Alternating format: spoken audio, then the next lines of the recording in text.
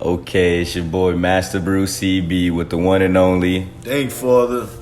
We back with the New York Knicks season recap. We've been sitting on it. To be honest with you, it's been hard to admit. I didn't even want to put it on wax, but I mean, neither, dog. Having a recap after a season where we shocked the world with the 4th seed. Julius Randle was the most improved player with a 20, 10, and 5 on 40% from 3. The only other player to do that is Larry Bird. That's crazy in his own right. But Knicks season recap. There was no crowd in the stands. You talk about the season Julius Randle had no crowd in the stands. No crowd in the stands. We saw a lot of players play out of themselves. Hey, listen, Duncan Robinson still spending money that he probably T.J. Warren was looking like the second coming of Michael Jordan. And same with Tyler Hero. I like to bring him up. There was a lot of open run games that season, and I think we benefited from it as Knicks fans because there was no pressure. And as soon as the pressure returned, we folded like cheap tents. And we're definitely out in the forest with it because 37-45 last year. Well, this season, 6 games out of the play-in. I'll be honest, that's pretty ridiculous. I knew we didn't make the play-in game. I did not know we were 6 games out. That's ridiculous. And then, good. Give a shout out to the NBA as well. Not really a shout out. I just want to give a big to the NBA. Why'd you guys start this play-in foolishness? And you're just giving us false hope. Now we have to say we were 6. We were that pathetic. Yeah. We were 6, not 6 games out of 8th place. Yeah. 6 games from being a 10th seed. Here we go. So again, in retrospect, we were 37-45. The Charlotte Hornets that had the last seed in the play-in were 43-39. So that's not even close. 6 games isn't even close. 17-24 at home. We're supposed to have the best home court in sports. There's no home court advantage for us. We've been saying it for years. To go back and listen to the content we put out. The New York Knicks have the toughest home court advantage because it's so bittersweet. Every player is going their whole life, their whole sports lives, saying that they want to go to the Garden, and they want to go off. They want to. Mama, I made it. Everyone wants their Mama, I made it moment in the Garden. And it really, I'd say, I think when we came to the realization, when did you come to the realization of that we didn't have any home court advantage? I always felt like we didn't have home court advantage when it came to the refs.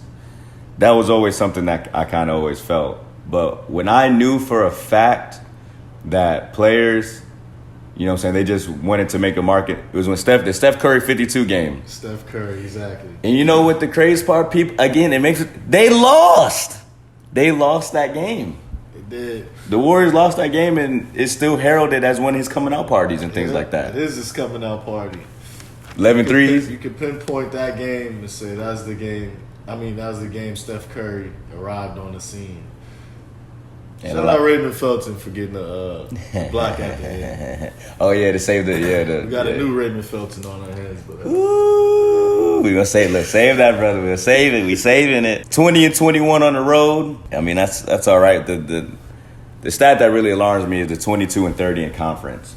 Those are our peers. In a conference that I do believe got a lot better. And when I say that, remember in years past it was always deemed the weaker conference, but I think they actually showed more depth. So when you look at the bottom 7 seeds, the 7 and 10 seed from the East, Nets 44-38, Hawks 43-39, Cavs 44-38, Hornets 43-39. In retrospect, the Western Conference, 7 seed Wolves 46-36, but the Pelicans and the 8 seed were 36-46.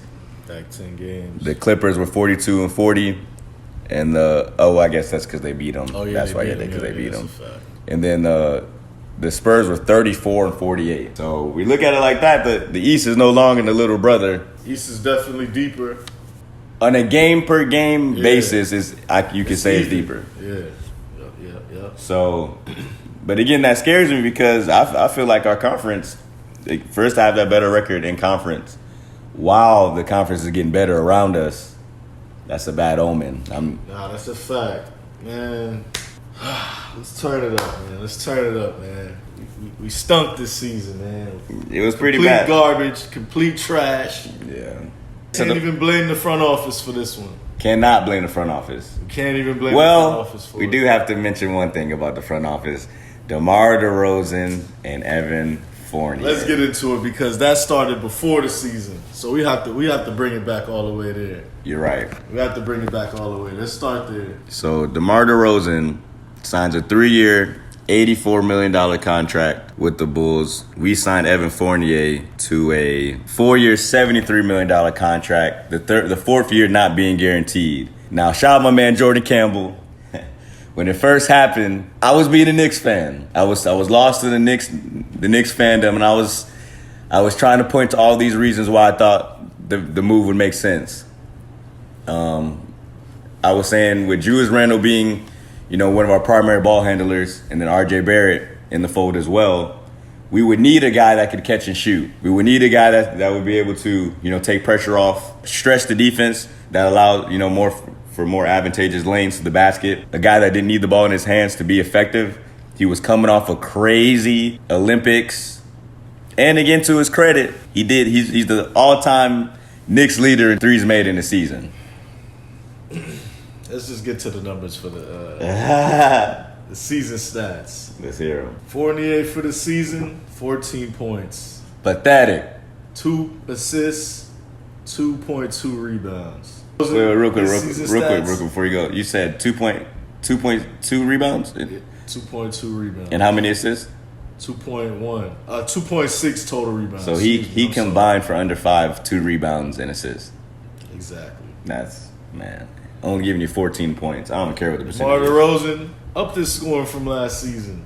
From 21.6 to 27.9. Oh, baby. 4.9 assists. Oh, man, so getting people involved and crashing the boards. So what possessed the front office to go for Evan Fournier over DeMar DeRozan? Typical Knicks. I think, it's kind of weird because that move, it was cheaper. He was cheaper, more team-friendly deal. Because, again, remember, technically now he's only on a 2-year deal now, with the last year being unguaranteed. True. But again, I think it was more so Julius Randle's going to be a primary ball handler. We got RJ Barrett, who we wanted to have the ball in his hands, allowing him to create, allowing him to, DeMar DeRozan, the idea going in, maybe they thought that he was just going to take too much ball handling away from Julius Randle, more importantly, RJ Barrett's growth. And that's the issue I have. Because we were living in La Land, stuck on what Julius Randle was doing instead of being real and knowing what's up, you know what I'm saying? Randle can't handle the... Yeah, just make your point, man. I'm trying to keep my composure. We definitely should have seen RJ Barrett as the focal point. Now, granted, you could say Julius Randle was a better player, but RJ Barrett's growth should have been the most important thing to the Knicks last year, and that's the problem. We went for the gusto in a sense. It's like we saw the 4th seed, saw the playoff berth, home court advantage. And we said to ourselves, we want to try to maximize the moment. Did we get Fournier before we got Kimber? Yes. Yeah, we did. Yeah. Yes. Kimber was second. So perfect segue. I want to make this point. If you don't remember, before we start putting stuff on wax, I did the bad side to signing Fournier was taking shine away from Barrett. Yeah. Taking shots. Remember, I made the point these guys are veterans. They're coming in there. They want to eat. And he was talking big cash. Money. Know what? Yeah. You know what I mean? So he was feeling good about it. Typically, man, when we make these moves as Knicks fans, man, we just try to look at it on the bright side, man. But in the back of our minds, we know what's up. We know what's up. You feel me? We just wishful hoping that they won't break our hearts again, man. Let me finish the season stats first, and then we'll go into the Kimber. 106 points a game, 5th lowest scoring total in the NBA. Pathetic. 6th. Now we did have one of the 6th best scoring defense in the NBA at 106.6 a game. So we gave up 0.1 points more than we scored a game. from a general sense, I like that. Like, you know what I'm saying? We're not giving up too much more than we're scoring. But it's a scoring league, man. No, that's a fact. We can't expect to, you know what I'm saying, not score in a one. Julius Randle, I'm here to call you out. Too much ball stopping, my dogs. You're not Carmelo Anthony. You're not Kobe Bryant. We respect you, but we need more. When we were respectful the season before, it was ball movement. I understand you feeling yourself. You're working with Tyler Ralph. You got your handles up, but dogs, don't play out of your body, my G. You feel me? Keep the ball movement, man, because you played a big part in the ball stopping. You kept RJ from getting shots, a couple cats from getting shots. And there was a couple times it felt like you weren't embracing the success of others. There were times where it didn't feel like you were embracing the success of RJ. You weren't embracing the success, I wouldn't say quickly as much because, he's coming off the bench, things like that. But after that BS you pulled with the fans last year, you got a 15-game window with me, my brother. That's all I'm going to say. So I'm on your head top. So was that the turning point last year with you? The thumbs down after? It was way before that. With Julius, like I said, a lot of ball stopping. I understand, you know what I mean? Put in the work. Well, really, if we're be honest, it started with the playoffs, my brother.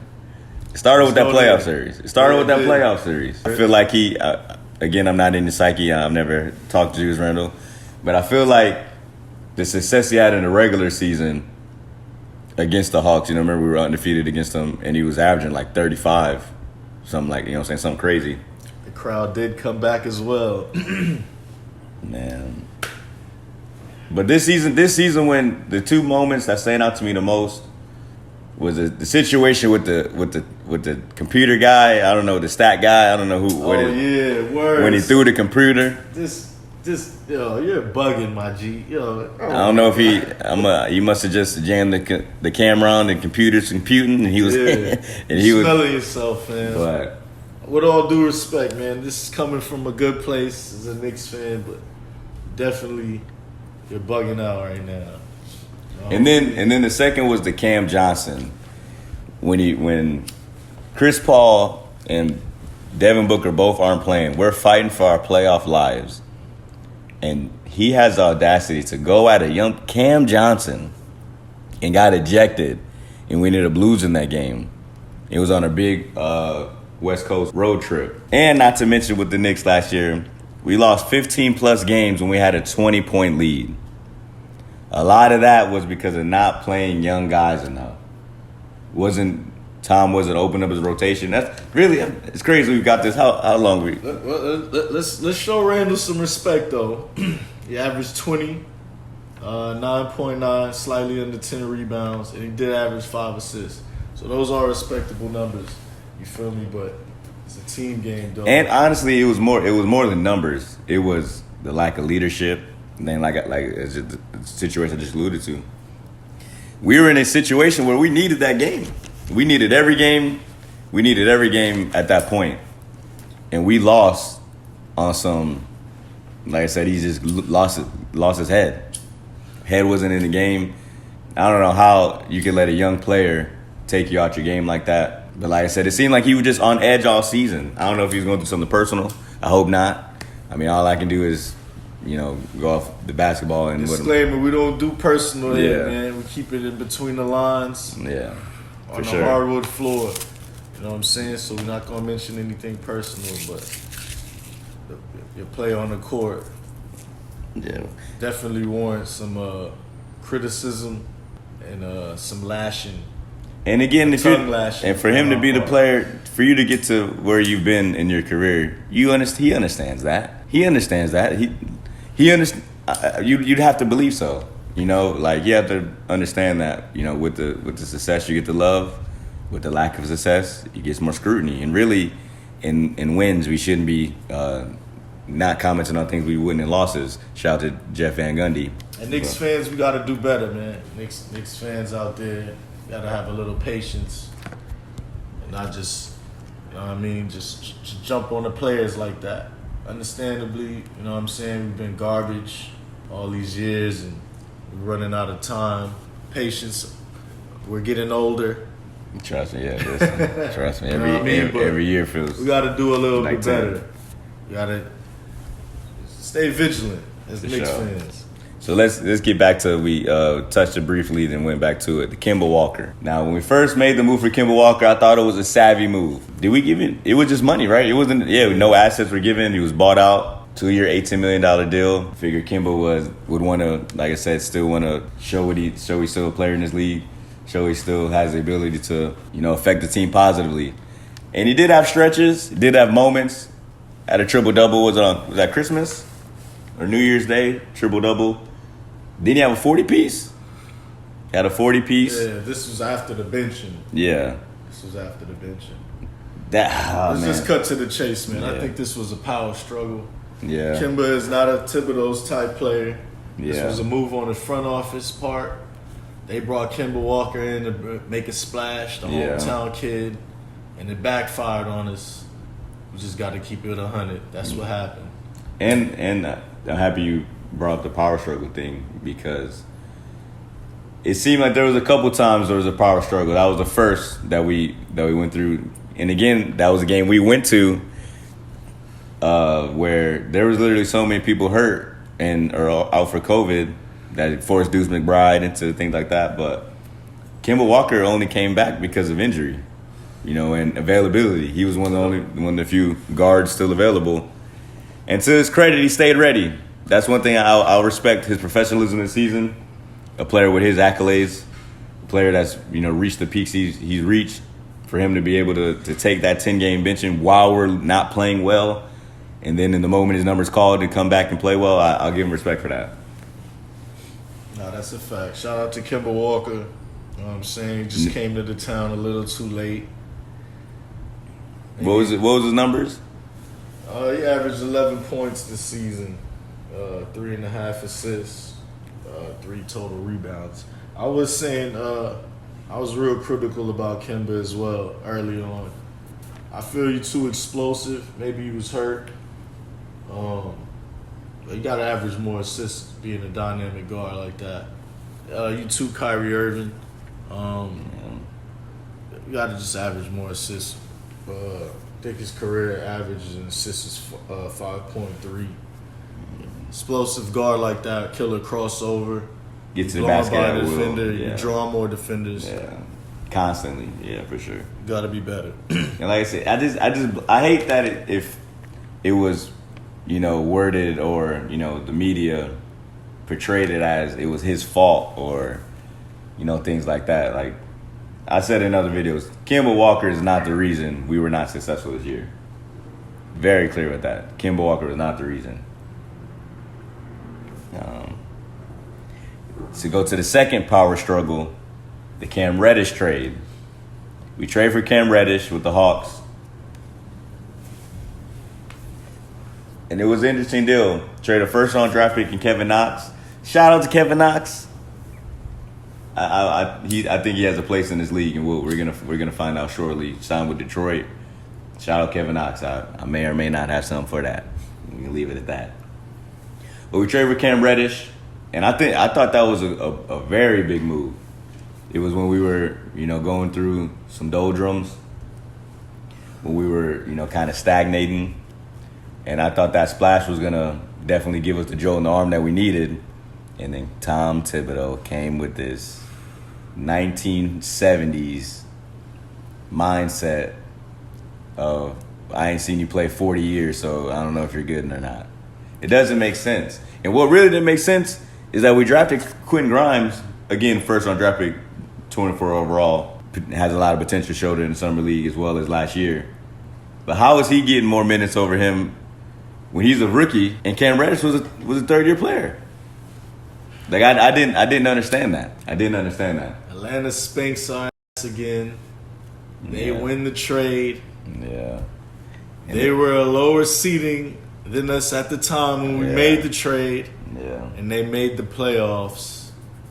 Did they win Without a game? Him, they got into the playoffs. So they were in the playing game, and then they got into the playoffs. Yeah, they ended up being the 8th seed and lost to Miami. Yeah. Congratulations. Yeah. And then like I spoke to my other video, we allowed them to get DeJounte Murray. Oh, God. Can we pull up that trade? Hey, listen, we got time. We got time. Son.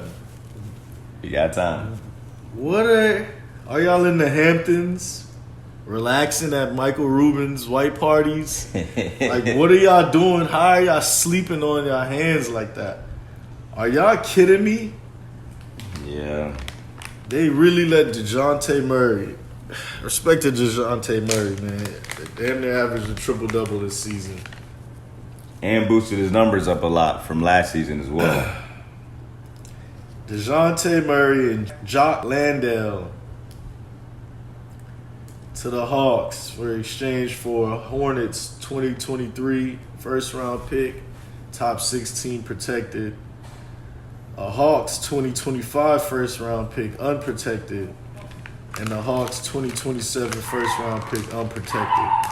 And the rights to swap first-round picks with the Hawks in 2026 and Danilo Gallinari.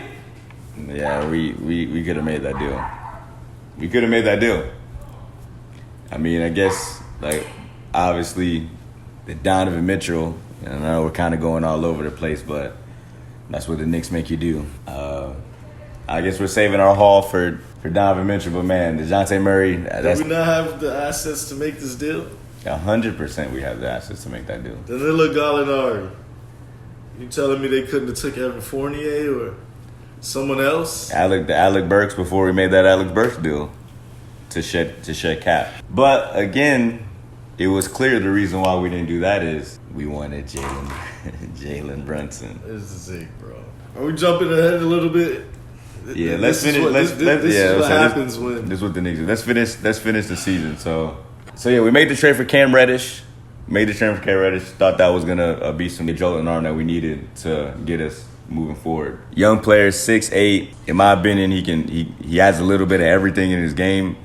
There's really not much he cannot do on the court. Performed big in the playoff game when the team needed him. So, like I said, Cam Reddish is one of those guys that injuries is a big deal. Like, availability is the best ability. Don't get me wrong. I'm not sitting here acting like it's not. Drop off this season. Went from damn near 12 points to 6.1. How many minutes, though? 14 minutes a game.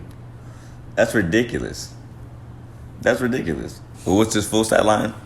Before we go on a tangent. Not even averaging an assist. Barely averaging a rebound. Yeah, in the 14 minutes, it's hard to even really try to judge a guy in 14 minutes with that much ability. What are we doing? This doesn't make any sense. Oh, excuse me. He was averaging damn near 12 points before he got traded to the Knicks. Yeah. Excuse me. I'm sorry. Yeah. He was averaging damn near 12 points. So his scoring took a dip by 6 points. Cut it in half. Let me see how much minutes he was playing. He was playing 23 minutes in Atlanta. That's what I wanted to get to. 37% from three, 40 from the field. That's what I wanted to get to. Now that 40 from the field, of course, I would like to be up, but the 37 from the three, again, he can stretch the floor, he can pass, good off the dribble, and he can defend. That's why I didn't understand. 2.5 rebounds, an assist, and a steal. That's solid work. And again, he was struggling for minutes because they had a team that was loaded. That's why he wanted to trade in the first place. Struggling for minutes and just, oh man. Shout out to Cam Reddish, man. I hope you're in the gym and you're hungry. Happy we didn't trade him. We're gonna need you this season. I'm happy we didn't get off him for nothing crazy. There was a lot of speculation we were gonna move him in the offseason. But again, let's finish the season. So yeah, we traded for Cam Reddish. Still didn't go as we wanted, and then that's when the losses kept coming. I don't even want to look it up to see the records and when. I apologize, but it just hurts too much because I remember living it.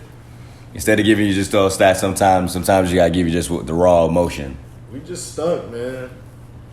How many blown leads did we have this season? So we had 15 plus losses when we were up 20. You know what I mean? And again, when I say getting the job done, man, and Thibodeau, you from that Doc Rivers tree. I know about you, man.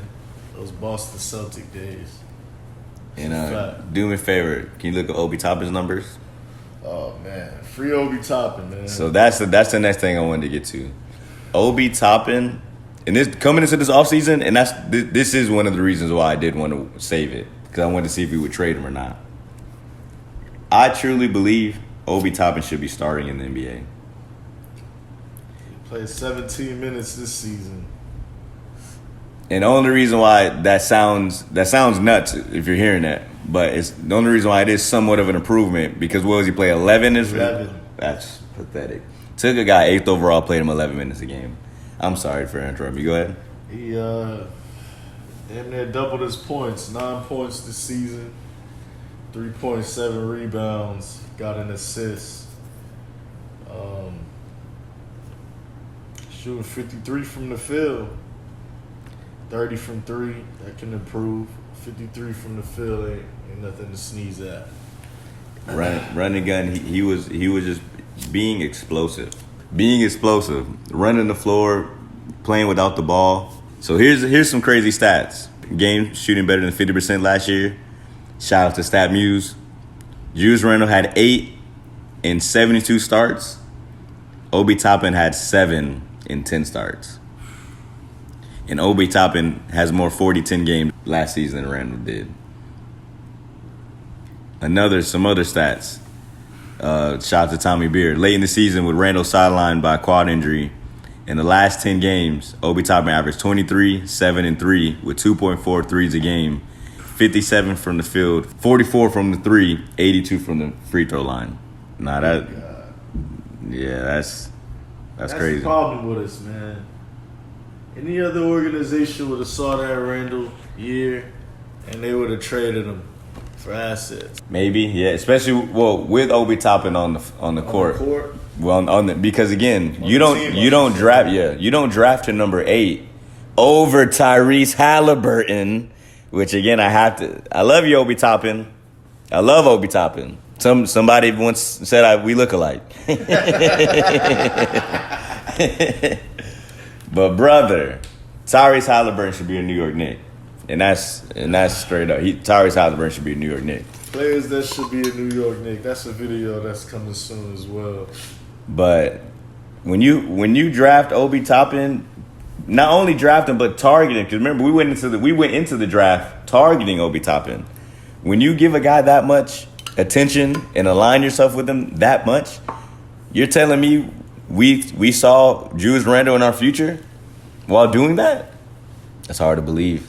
Any other organization with their head on their shoulders would have shopped Randle for the best assets possible, knowing that this can't continue. You know what I'm saying? I'm not trying to be a Debbie Downer on Randle, but dog, the writing is on the wall. You know what I'm saying? And it is an upcoming season for you to prove me wrong, but facts are the facts. You feel me? And really, and again, just from like I said, maximizing assets, to your point. When you have, we drafted him number 8 overall, Obi Toppin. We didn't get him in the second round. This isn't some second round gem we found. We used the 8th overall draft pick on him. We can't just let this guy wither away on the bench. I'll be honest, I was coming into the season thinking that we needed to trade either Obi Toppin or Randle. Yeah, I remember you saying that. Because just from a serious standpoint of you're wasting, you don't maximize either. Yeah. Because if you don't want to play them together, which again I'm not really sure why in this small ball, world, and then athleticism of Obi Toppin and then the physicalness of Julius Randle, why they can't both be on the court at the same time. Maybe that did change somewhat this year opposed to his rookie year. But yeah, if they're both on the team, you're not gonna maximize what they have. Yeah. And that's a terrible thought process. Thibodeau, man, he's stuck in his old ways, man. You can definitely see it. Offensively, we stink. There's no system. Yeah, 106. What are we even running? Like, tell me what we're running. Yeah, I can't. We went 2-3 heavy. Like we're not playing. like I said, he wants to play old school basketball in some ways, but not all the time. And that's what, you know. Emmanuel Quickley. Can you do the fans a favor? Tell them what were my thoughts of Emmanuel Quickley going into the season. Yo, my man's was not with Quickley at all. Very critical of Quickley. Yeah, I thought he was very replaceable. Yeah, very replaceable. Just thought he wasn't a good fit for the team.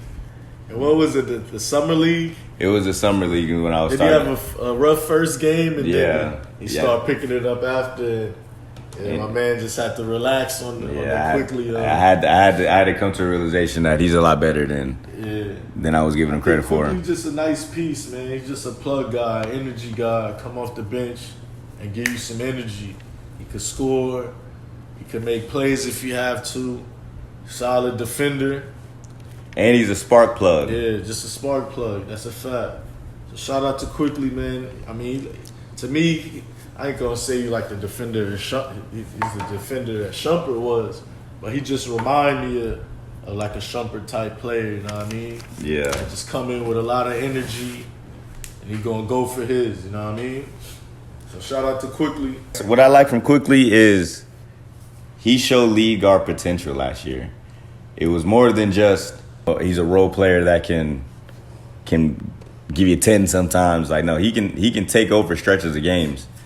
And that right there is what we needed a lot of times. And he was one of the first floor stretchers that we added, you know, in this you know, change in the guards of us not being a 3-point shooting team, you know, his rookie year. And really, that was one of the first moves that the Knicks made to let us know we're a real organization. Because remember, we got him because we flipped Marcus Morris for a first-round draft pick. Mm-hmm. In Knicks past, we weren't doing stuff like that. So, Leon Rose, you've been creeping. You've been showing us a little bit. What's the numbers? Quickley's been consistent, averaging 11 through both seasons so far. He upped his rebounds by 1 point, and he upped his assists by 1.5. So he averaged 11, 3.5, and 3 total rebounds. 88 from the free throw line. That's respectable. That's one of the best in the league. One of the best free throw shooters in the league. That's a fact. 39 from the field, 34 from 3. He played 23 minutes this season. Quickley, I mean, shout out to Quickley, man. As you see, averaging 11 his rookie season. He came and averaged 11 again. Had Fournier, we had a couple other guys in the way, so maybe that hindered his, progression on the point and the things. But Quickley definitely a solid piece. Like him coming off the bench. You know what I'm saying? Being the sixth man, I think he could be a sixth man moving forward. That's not crazy. And to be honest, so in April, he averaged 20 points, 8.8 assists on 1.8 turnovers, 7.2 rebounds, 1.4 steals a game. Shout out to Nick Muse. Like, quickly, I say he showed me a lot. He's more than just a guy. Yeah. Like, I don't want him to just be a throw-in somewhere. And when he got the opportunity to play, he played well. And so quickly, he definitely, to me, he showed that we can't just look at him as just some regular guy. Especially with last year, we were leaning on the Alec Burks of the world. And shout out to Alec Burks, because I made a lot of videos with frustration with the amount he was playing last year. But you see, I was making a lot of videos last season. Those are the videos that started me making videos. I was just being frustrated that he was playing so much over these young guards.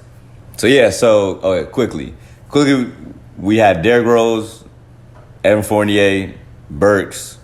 Obviously, RJ Barrett's young, but you know what I'm saying, those are three older guards that were in front of him last year. Yeah. So I'll be honest, going into the way he ended the season, I was saying flirt like, hey, could he be a starter? Yeah, he was definitely playing like he was playing like an NBA starter.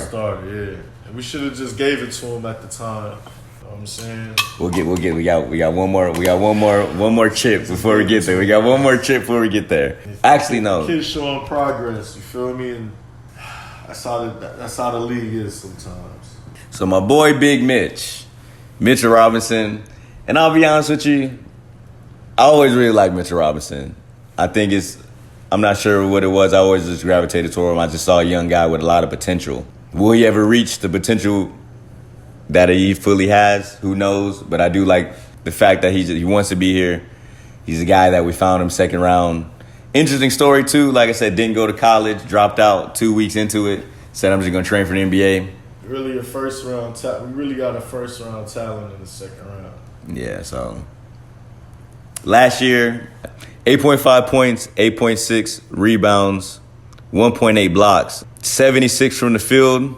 Did you know that was the one of the highest of all time?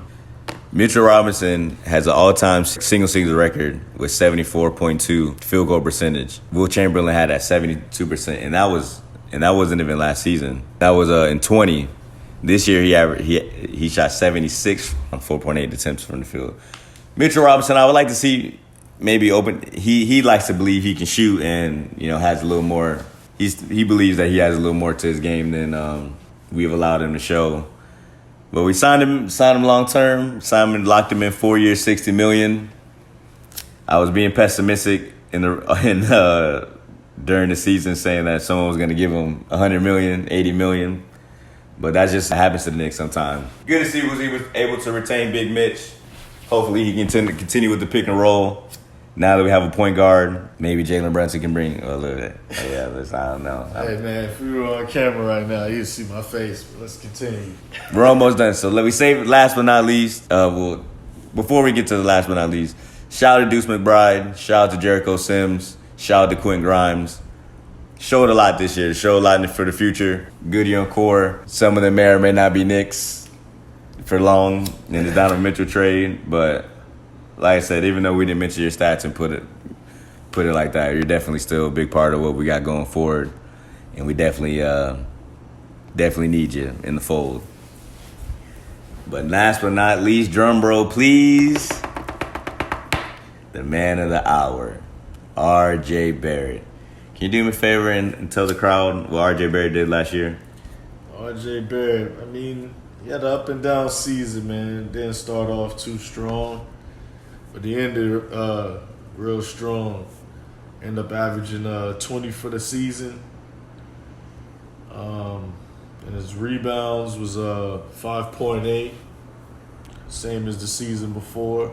And his assists were three assists a game, just like the season before. Staying consistent. Shot 40 from the field. But he shot 34 from the three this season. Yeah, I think from memory I said 30. One time I was recapping, I think I said 37, so 34. This is the big thing that I want to make clear. Can you tell the people his first three scoring seasons in order? So his rookie season he averaged 14.3, which is respectable. Yeah. And then his second season, he averaged 17.6. This is the year they made the playoffs. And last year, he capped off the season with 20 points per game. Averaged 20 points a game. Well, I don't understand why people act like R.J. Barrett is just some scrub. For the record, that averaging 20 points per game, he's the 17th player in NBA history to average 20 points per game before turning 22 years old. And people act like he's just some scrub. So last year, like you said, he started off a little rough, acclimating Evan Fournier, Kimber Walker, things like that. Before the All-Star, shout out to Jay Nicky on Twitter and Nick Muse. RJ Barrett before the All-Star game averaged 18, 5.6, and 2.6 assists. After the All-Star game, averaged 26.5, 6.4 rebounds, 3.9 assists. I can talk your head off all night with stats when it comes to RJ last year. NBA players with 3,400 points, 1,100 rebounds, and 550 assists before turning 22. Kevin Garnett, Tracy McGrady, Carmelo Anthony, LeBron James, Kevin Durant, Luka Doncic, and RJ Barrett. This isn't just some guy. That's 7 players right there. NBA players with 3,000 points, 1,000 rebounds, 500 assists, 300 3-pointers before turning 22. The only 3 players to do it: LeBron James, Luka Doncic, RJ Barrett. This guy was one of the only highlights of the season last year. In a season that was terrible, in a season that was a letdown, in a season that was full of what-ifs and maybes, RJ Barrett was consistent. And to start the new year last year, in the 20 games, he averaged the first 20 games averaged 23.7, 6 rebounds, 3.2 assists, 2.6 made 3-pointers on 41% from the 3. The only 3 players to match that or exceed it at any 20-game stretch in 2020 was Luka Doncic, Jason Tatum, Jalen Brown, and LeBron James. Shout out Tommy Beer for the stats. RJ Barrett should have had a Ricky Max extension by now. Like I said, I'm not really sure what's going on with that. Not sure what we're waiting for. I'll be honest, that does scare me with the whole Donovan Mitchell stuff. Because, like I said, in my mind it says either you think he's not worthy of it or you're willing to trade him by not giving it to him yet. And that's scary to me because I don't see how you could think that. So, is it fair to say RJ Barrett was by far the best player on the team last year? Absolutely.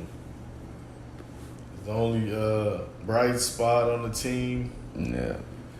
It's the only in the grand scheme of light things. of hope on the team. As far as expectations, because I would still say Obi Toppin and Quickly were bright spots on the team, but they were we weren't counting on them to lead us. Yeah, we just wanted them to continue on the growth pattern that they were on. We weren't looking for them to lead the team. That was supposed to be Julius Randle and Evan Fournier and Tom Thibodeau, who even himself at the end of the season came out and said that he messed up with rotations. Yeah. He should have let guys play more. But now that we got the offseason, we got the season recap, we can get into the offseason move. Now first, go to the draft. Like I said, what did I say about the draft pick? I knew we wasn't picking at 11. We were going to trade it. I didn't know we was going to get 3 first-round draft picks for it. I didn't know that. So that was definitely a blessing. Add things to the chamber. Traded Alec Burks, Nerlens Noel. You hear that, Danny? Yeah. We got 3 first round picks this week. in that deal. Traded Alec Burks and Alec Burks and Kimber Walker to the Pistons for cap relief to sign Jalen Brunson for the 4-year, $100 million deal. It was 102 or was it 100 flat? It don't matter. Let your voice be heard.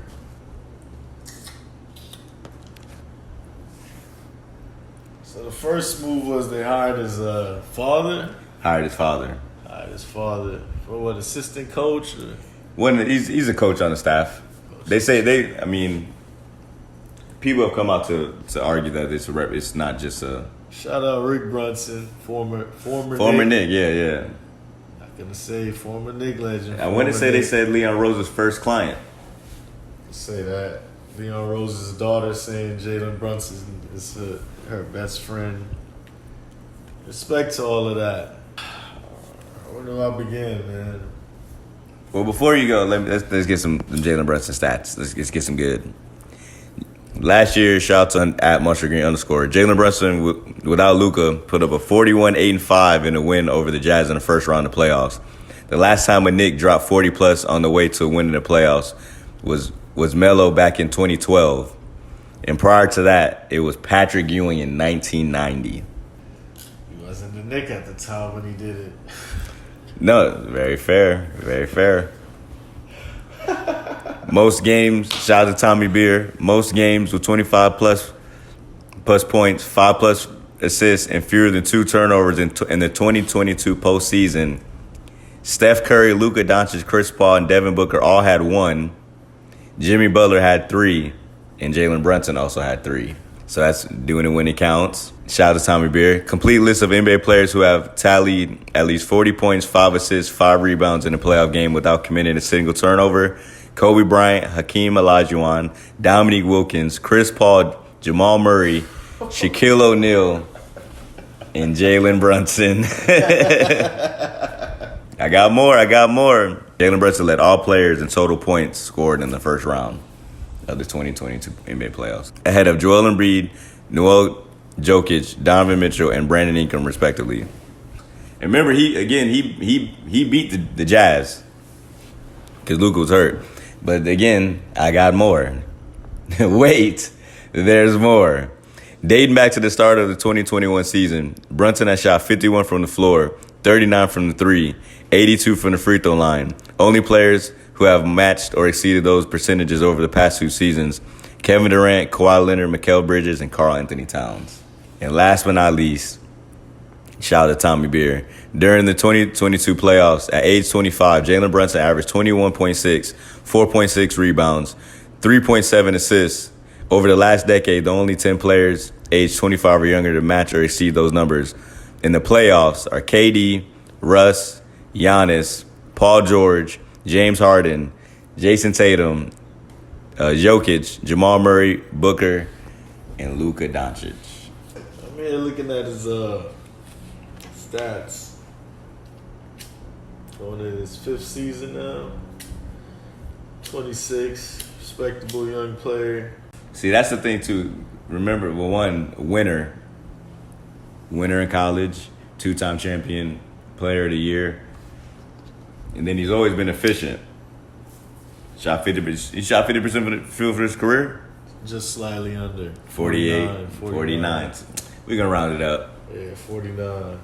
Even though the rounder is more down to 49, we'll give it to you. Shot over 50 the last 2 seasons. Solid player, man. It is either the answer to all our prayers. We're just gonna have to see, man. Knowing that DeJounte Murray was out there. DeJounte Murray only has 2 years left on his contract, though. He's represented by Rich Paul. You know how they get down. Yeah. They about the dollar. So hey, man, I would have. It's not guaranteed. I'm not arguing I wouldn't have paid him. I'm not arguing I wouldn't have paid him. I'm just saying. But again, is he? Check his birth. When's his birthday? Because I could have swore he's 25 and. So he'll be 26 next month. Okay, so after the season, but again at the completion into the season. But again, at the completion of our deal, though, he'll still be 29 because the season will end before his birthday. So, like I said, I like the thought that we're getting a player on the up and up. You know, we're not signing a guy that's 33. Yeah. And this is his first breakout time, you know what I mean? So there's a chance that, like I said, we're getting him while he's ascending. It's just still crazy with off season with all these big names moving around and re-signing and things like that. Jalen Brunson was our primary focus. I mean, I guess there's nothing we can't live with it. Do you like it? Would you say? I don't like it, man. I'm going to have to live with it. It's done already. Yeah. I would have rather Murray. I'll say this. I would have rather. Oh, go ahead. I like that we didn't give up assets to do it. You know what I mean? In Knicks past, we would have traded for him at the deadline, gave up 2-3 first round draft picks, and then got him. You know what I mean? So you look at it like that. I don't see how he fits in what we're trying to do. He's definitely got to show more playmaking ability. Yeah. He can't come in and being just straight. Now, I know he said he wanted to come to be the lead guard and be the top dog. I don't know how Julius Randle's going to feel about that. But again, left-handed player. 3 left-handed guys on the court. The starting lineup. Another lefty. That's got to be a first. How does he fit in Thibodeau's system? You know what I'm saying? He's a smaller guard. It's going to be interesting, man. And it's crazy because in some ways, isn't his ceiling Kimber Walker in some way, like not Kimber Walker with us, but Kimber Walker in his career, like, you know what I'm saying? Like, isn't that, I guess, in a more efficient Kimber Walker, less prolific, more efficient. The defense, it might be a little overstated, especially since we're gonna have rim protection at all times. You know, shout out to Hartenstein. Didn't mention that we signed him as well. It said Jericho Sims was showing out in the summer league as well. So we're gonna make a separate. I'm gonna make a separate video about the summer league for the record. It's gonna be interesting, man. See how his on-ball defense is. Absolutely. Know how Tibbs is. But again, Tibbs is on the way out. Who knows? I kind of think with the Tom Thibodeau, I'll be honest with you, with all due respect to him and his career, I personally would have fired him mid-season last year because I feel like like you're saying, it was a power struggle, or he was trying to make it, like he was too focused on making it about how he wanted to run the team opposed to how the organization, front office, was constructing the team. If we're going to have a youth movement, he's going to have to get with the program or get out of here. So I don't know if they talked to him about it. Like I said, Jalen Brunson isn't he's young in age, but he's a more mature type player. So I don't know if maybe that'll help soothe, Tom Thibodeau. I just don't see Brunson as a life changer, man. Are we playing for 8 to 10 now? Is this what we're aiming for? I feel like we were a playing game before. We were a playing team before him. I think with him, we're a for sure playoff team. Before we added Jalen Brunson and made any offseason moves, like I said, just to Hartenstein and re-signing Mitch, I would have said we were a playing team. Another with no hang time. Yeah, man. Another brother. But listen, I ain't been up close. I ain't been watching his hair length up close. Julius Randle. He got the best nutritionists in the world, and I'm not quite sure why his length isn't to his shoulders yet, but maybe that's just how he like. Maybe that's the length he wants. I don't know. Like I said, I don't do hair. I'm not a, I'm saying, I'm just a haircut with the waves type of guy. This is gonna be fun, man. Documenting this one. This is gonna be one for the ages. Yeah, and this is, again, these are still freestyles, people. We haven't even touched the work yet. You know what I'm saying? We haven't touched the work yet. But before we get off, we have to touch on Donovan Mitchell. How bad do you want him? Do we need him? How bad do you want him? We're gonna have two guards in the backcourt under 6'4", like under 6'3". Yeah, in the league that's getting taller and taller. Yeah, but the idea is that they'll be able to score, I suppose, and then we'll still have the height will be behind them because R.J. Barrett at 6'7", and then you'll have Julius Randle. I don't know how if he'll be in the deal or not. Which I don't really understand why he's not being talked about more as being in that deal with the Jazz, because he's a controllable player. He's not. He's has accolades in the league. He's put up numbers in the league. Even though I know they're tanking, they're clearly tanking because that's what day and age do. He tears it down to build it back up. But Julius Randle, he's a controllable player. He's going to allow you to stay consistent, to compete. I don't understand why he isn't more. But maybe there's a 4-team trade. Maybe we need to bring another team into it. Yeah, to just make everything even out. Because I know the money's going to be tough, and we have more picks. What I want as far as trading for Donovan Mitchell, I'll be honest with you. At this point, I want to make the trade. I'll be honest with you. However, R.J. Barrett is completely off. If Danny Ainge called me and says Donovan Mitchell, R.J. Barrett's name, I just hang up until you know what I'm saying. So that's for starters. Take the picks, dog. Take the picks. I'll give you 8 picks to be real with you. I'll give you 6 to 8 picks, and but you got to take Evan Fournier though. You got to take Evan Fournier back. You have to take Evan Fournier back, and I'll be honest with you. If it'll lower the picks, I'll give you Randall But you can't. You got to keep Randall, man. You got to keep Randall. If we go for Mitchell, we're throwing it in all in. Yeah, because we need a talent. Go for the title. Yeah, it's not rebuilding. Yeah. This is going for the title. Put as many good players on the court as we can field. Mitchell, Barrett, Randall, and to Donovan Mitchell's credit, he's the tallest 6'1" person of all time. It could be because of his freakishly long arm. They say he got like a 6'10" wingspan. So, and again, Tom Thibodeau, maybe he can just mold them into defenders. Maybe he can just bring it out of them in a way that, we haven't seen in the past. If that trade is done, Thibodeau's out. You think so? Yeah. Not his style of play. I mean, yeah, I don't think so. Maybe he's going to try to pull a Tom Coughlin and completely change. It's like another Tom in New York. Who knows? Yeah. Donovan Mitchell, like I said, I want to see him, and I'll be real with you, I'll even give you Quinn Grimes. I'll give you Quinn Grimes. Maybe even Reddish, only because we're going to have to pay Reddish. And I want to give R.J. Barrett a max extension, so that's going to be a lot of guys on big numbers.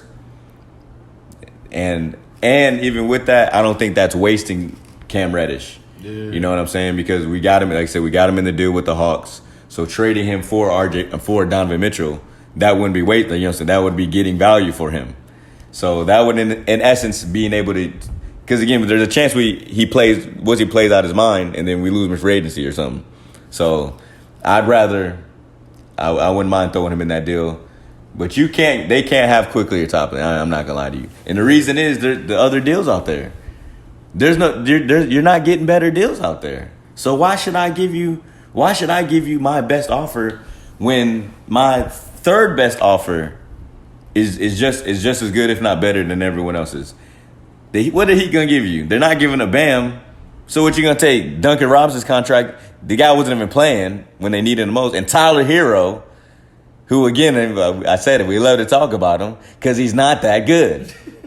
And that's no disrespect, no disrespect. And that's when I say not that good, I'm talking about that's in reflection to people saying that he was better than R.J. Barrett, which is erroneous. That's ridiculous. Yeah, man, yeah. If we go for Mitchell. But I think we can, not to cut you off, but I think we can go for Mitchell. And if we can go for Mitchell and not give up R.J. Barrett Quickly Toppin, I want to keep Deuce. I'll be real with you. I want to keep Deuce and Sims. I said they take 6 to 8 picks, Fournier and Grimes. Come on, bro. No one's giving you a better deal than that. Yeah, man. No one's giving you a better deal than that. And we're back in the position where we're fighting for a championship. We ain't even been to the fucking second round. Damn. Listen, but only thing I hate is that people turning on Donovan Mitchell acting like he's not good now that we're trying to talk to him. Donovan Mitchell's a baller. No, that's a fact. So he's a guy that can change a friend. Like he can change. Like he's a superstar. Yeah, we might be in a whirlwind, man. We're gonna go through a coaching change. It's gonna be a lot. We'll see. Man, it's gonna be tough right here. It's gonna be interesting, but we had to touch in with you because it's been a minute. We had to let you know that we're still in it. Nah, that's a fact. If you want to catch my man, where can you find him? DankFather 420 on Instagram and DankFather on Twitter. So tap in. Just opened up the spot in the Galleria, second floor near Saks Prestige Collection. Come tap in. We got all the top fly brands in there. Gallery department, Chrome Hearts, Babe, Supreme, V-Lone, Warren Lotus, all the fly stuff. Second floor near Saks, 5th Avenue. Yeah, definitely tap in with us. My man, and you can find myself on Master Bruce CB, Spotify, YouTube, as well as Twitter, and then Instagram, Master Bruce. Don't hold us like you don't know us. Send it to a buddy. Like, subscribe. We appreciate you. Comment, everything. We're here for you.